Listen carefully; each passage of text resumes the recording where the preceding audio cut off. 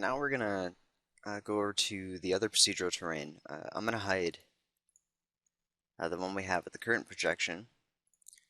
Go back to our other terrain, the one where we have no material on it. With it selected, I can right-click and edit the object.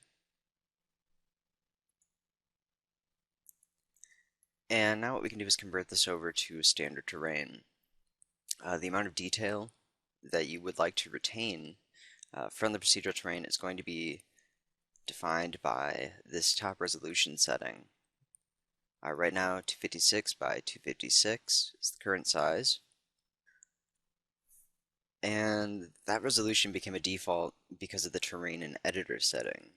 If you go to where the standard terrain is, and you right click, you can define the resolution that will be basically the default for all new terrains. Now this doesn't have to be a square value. If you're using terrains that are stretched out a little more, you can add more detail along a specific axis. But right now we're going to go back, and I'm just going to turn this up to 1024 by 1024, which will give us a fair amount of detail.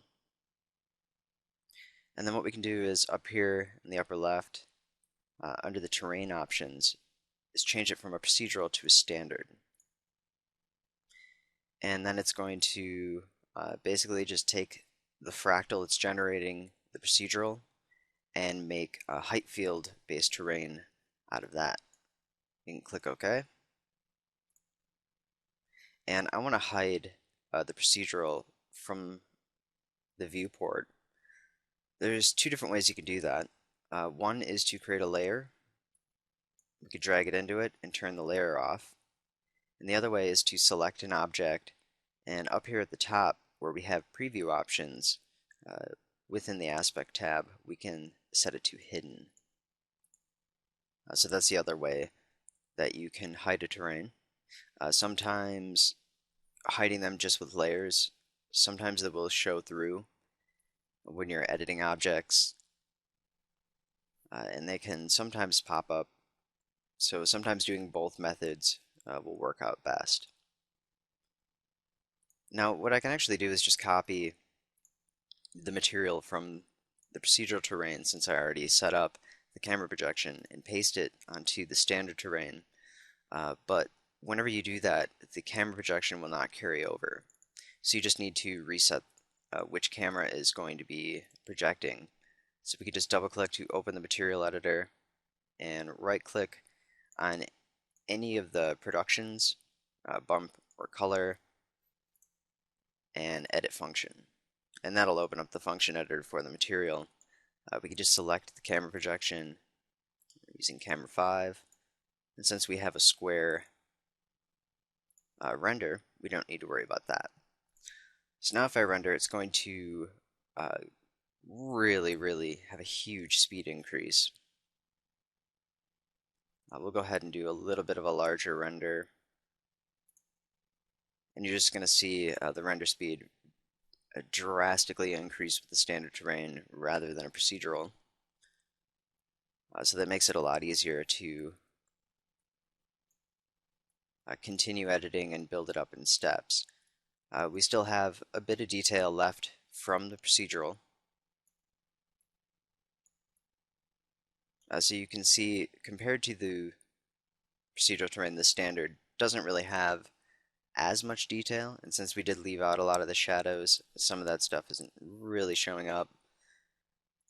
There are a few things we can do to edit the lighting. And if we go to the effects tab for the material, now these overrides are only available 7.5 and up. Because I want to continue building onto the terrain, adding an ecosystem to the material, and just having to render the ecosystem, not having to worry about the material or the procedural terrain, I'm not really going to be using all of these options, but our overrides are to ignore lighting, which will turn off cast and receive shadows, and just get rid of all lighting in the scene except the atmospheric. So you can also ignore the atmosphere. Once that's done, you're just going to see the render. So now what we're going to see is just that color map we created.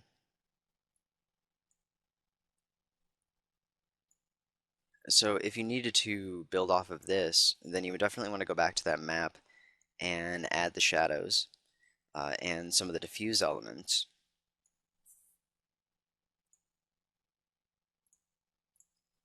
And I'm just going to reduce my scale a little.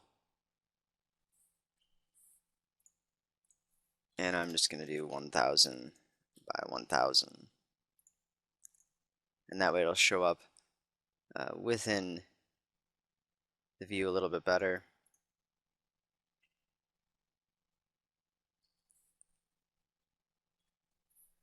So there's not really any depth if we have those options on. That's really kind of a final composite setting for a texture, something where you wouldn't be building on it.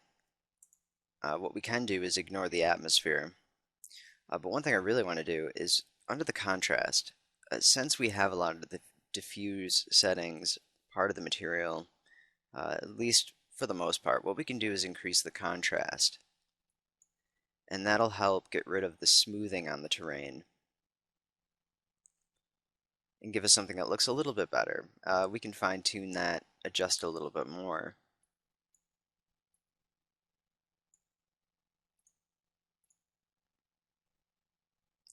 We can also reduce some of the shadow options.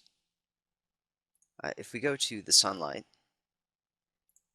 we can edit the object either by right-clicking and go to Edit Object, or you can double-click on it to open up the light editor.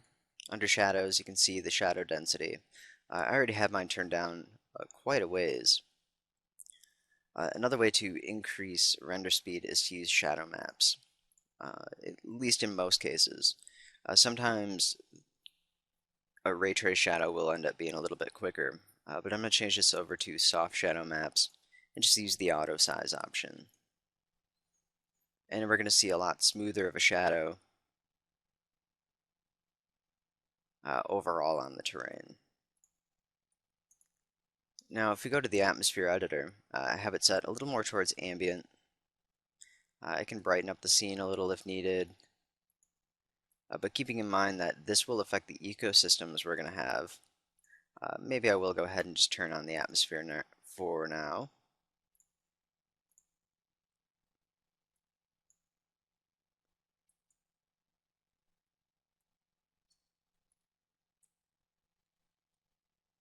But let's go ahead and just add on an ecosystem layer. So we'll open the material, select ecosystem, which will add on that layer. I'm going to change the overall material to standard terrain just to make it separate. And then we can name the eco layer. We'll just call it eco layer. And dynamic population is turned on right now by default. I will probably be turning that off, just doing a little bit of regular population. I'm going to select to add in a plant. And I'm going to go ahead and use something from that new shrub collection I created.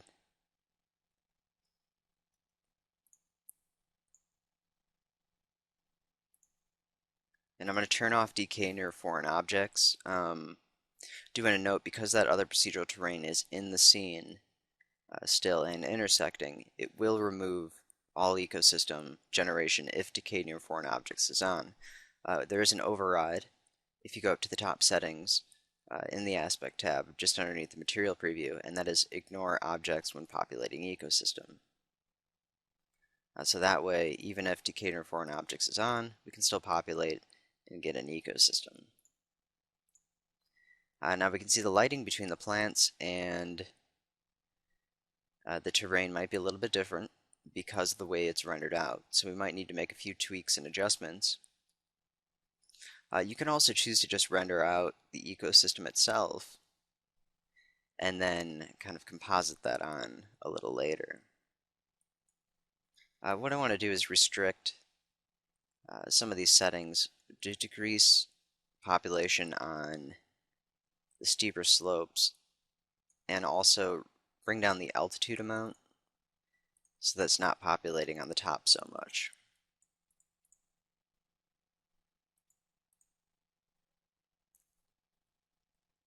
And now I'm also going to add a little bit of this fuzziness option for the top, which will start to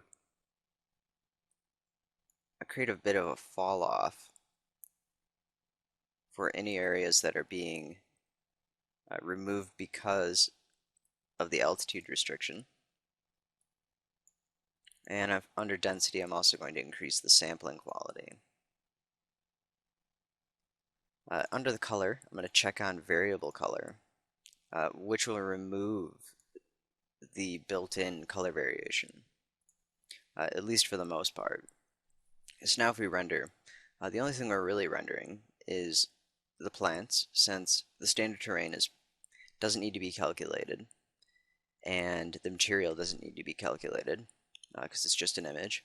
But you can see that the lighting is a little off. That has to do with the diffuse settings, a couple other different things, and our shadow quality is really low. So what I'm going to do is go back actually to our sunlight, edit the object, increase the shadow density so that it's affecting the plants a little more. And just for now, I'll go ahead, double click on the camera and turn on the auto exposure.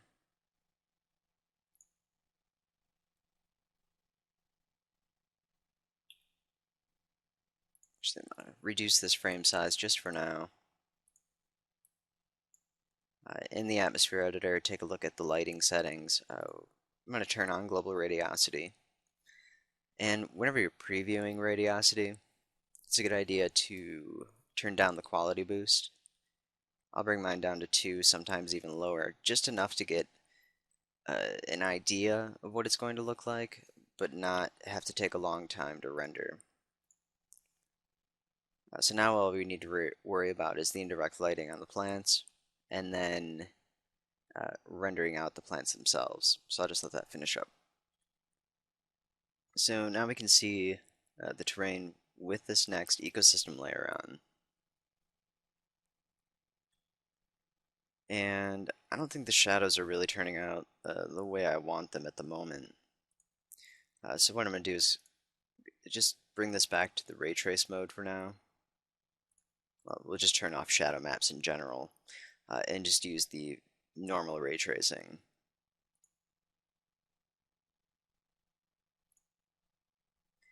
And also keep in mind that the material for the terrain, because I had used the reset material option, highlights will become black. So the highlight color is set to black. We want to make sure it's not shiny. And we could increase the highlight a little if we want to brighten it up. One really cool thing we can do is control the color with a function.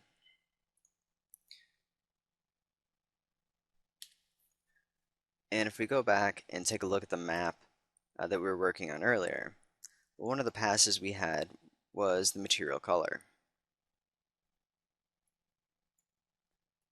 I'm going to create a copy,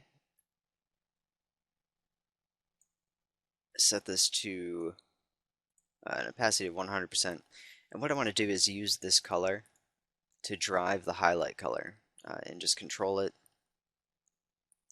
So we'll go ahead and just save that out. And now I don't want to save any of the layers, so I'm going to save it as a copy. I'm going to do TIFF format and just call it terrain highlight, and no color profiles either, because we don't want any of that information to be part of it. I am going to use LZW compression, which typically works best for grayscale images, but in this case it will reduce file size and retain the detail we need. It is a lossless compression format, but it does a better job compressing grayscale than it does color. So now if we open the terrain material, under the layer that we have for the material, we can select to control that with a function. And what I'm going to do is add in a texture map node, texture map. I just did that by right clicking. What we can do is connect the UV coordinate to the camera projection node that we already have in there, and then connect this highlight color to the bottom of this texture map and delete that constant color that was created. And now we can load in that terrain color, and I do need to go back to a different directory. And I had saved that where it should be in the projection. That's alright. I can go ahead and move that later. So now we have a highlight color. And we might want to lighten it up a little bit. Probably should have did that in Photoshop. Would have been a little easier. But what we can do in View is set up a color correction node and go ahead and set this to HLS shift. So we can adjust the hue, saturation, and lume value. And just go ahead and increase the lume, just making it a little brighter, and decrease the saturation slightly. These controls are very touchy. Small amounts of change will drastically affect any color output. There are ways to increase the control. I had created a node to basically adjust the sensitivity, where if we wanted to adjust saturation between a value of, let's say, negative 0.2 and 0, we could set this to negative 0.2 and 0 for the high, and then connect this. So now we have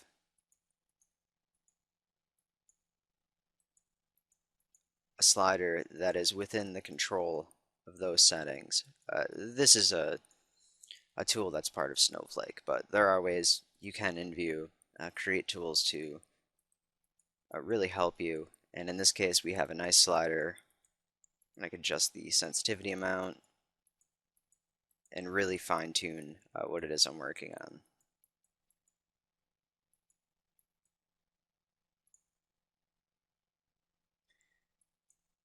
Okay, so I'm going to go ahead and just take a look at this render with the highlight color turned on. So with the setup now, what we're seeing is that the terrain looks a little too smooth. It does look a lot more like a standard terrain. So I might want to go back to that map and really add in some more detail. If not, render this out as a multipass, and what you can do is separate the ecosystem and just overlay that along with the shadows onto the other render, and either just do some direct compositing that way. Since Vue doesn't have that ability to really work with a normal map, which is really rather unfortunate, it does restrict you when working directly in Vue.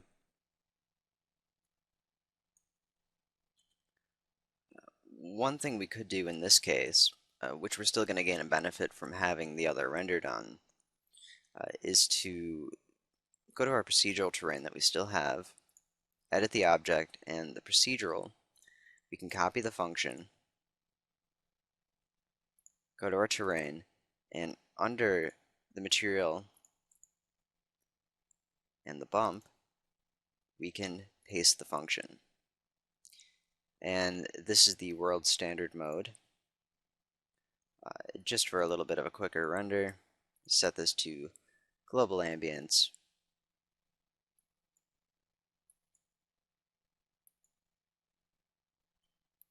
Make some adjustments here, render this out, and now we're going to see the terrain procedural controlling the bump. Now you might need to increase the bump depth in order to really get it to see it show up a little better. And I might want to adjust that contrast once again, because at the moment it doesn't really look like it's showing very well. So we're going to go back to the material, decrease that contrast, bump, go ahead and turn that up.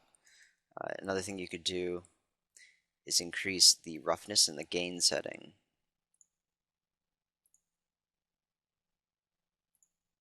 But it is going to increase render time. It won't take as long as it would normally take to render procedural terrain, but that's just kind of one thing to keep in mind. And if we take a look, we can see a little bit more detail.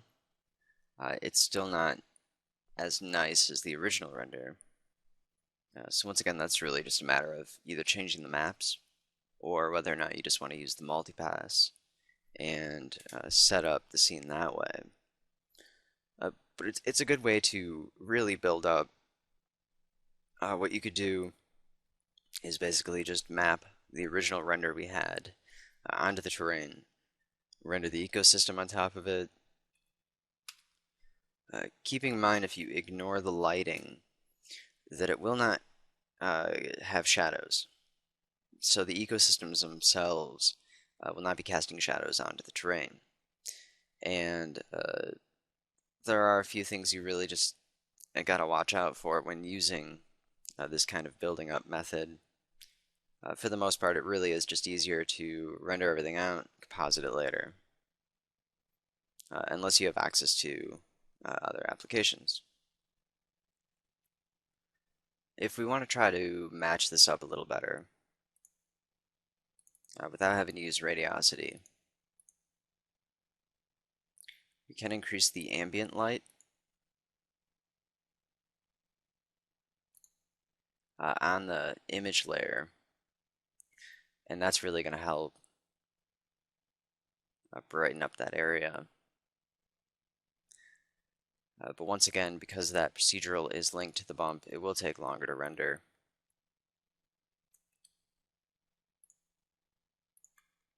And it's really just trying to find a way to reduce render time,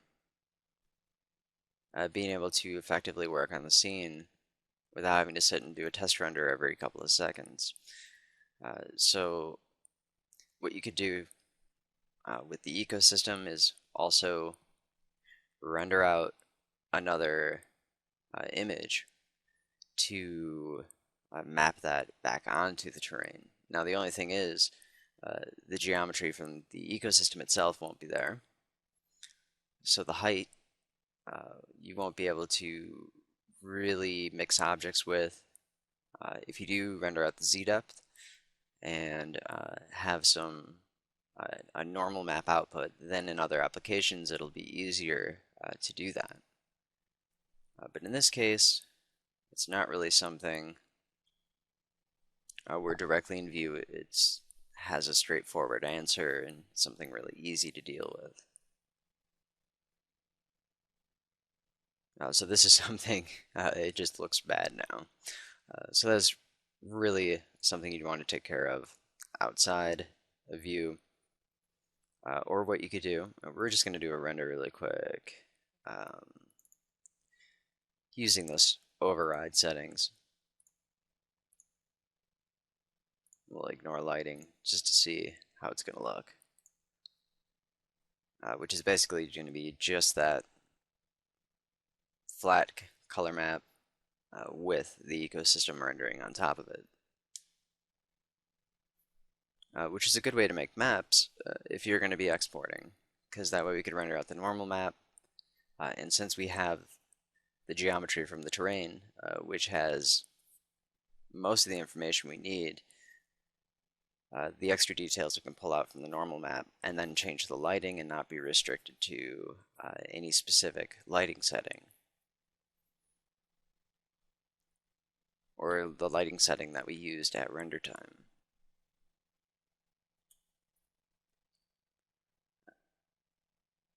So what we could also do is just not use this terrain and use the other one we have in the scene. I'm going to go ahead and hide this one with the ecosystem. And we can set up a ecosystem on the other one.